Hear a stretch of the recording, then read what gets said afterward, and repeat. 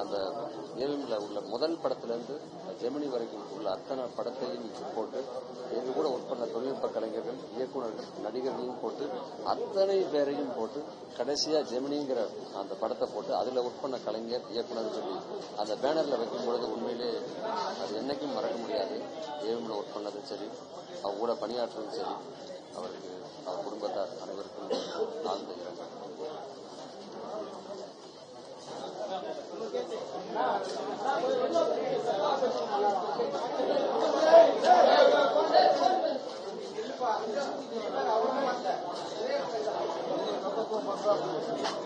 ஒரே இடத்துல தான் இருக்கு.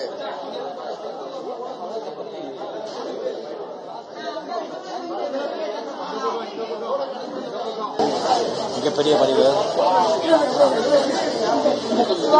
ஜென்டில்மேன் அப்படின்னா அதுக்கு ஒரு எடுத்துக்காட்டு வந்து சரவணன் சார். எப்பவும் வெளில ட்ரெஸ் போடுவாங்க, அதே மாதிரி அவருடைய உள்ளமும் வந்து அவ்வளோ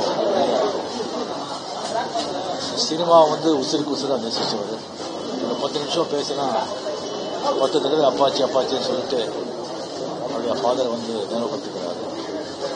என்னோட ரொம்ப அன்பு, என்னுடைய நல்ல விரும்பி, என்னுடைய கஷ்ட காலங்கள் எல்லாம் எனக்கு துணியாக நின்றவர்.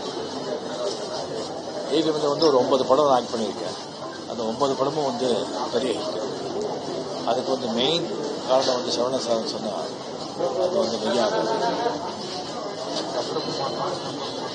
வந்து 80s வந்து முரட்டுக்காடு தமிழில் வந்து மிகப்பெரிய பிரமாண்டமாக செயல்பட்ட படம் 80s.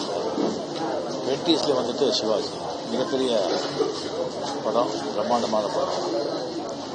அதே மாதிரி இப்போ 2020s வந்து இன்னும் ஒரு பிரம்மாண்டமான படம் எடுக்கணும்னு சொல்லி பேசிட்டு இருந்தாங்க. ஸோ அது வந்து நடக்கவே இல்லை. அவருடைய மறைவு வந்து ரொம்ப மனசு பாதிக்குது. அது ஆத்மா சாந்தி, அவர் குடும்பத்தாருக்கு என்னுடைய ஆழ்ந்த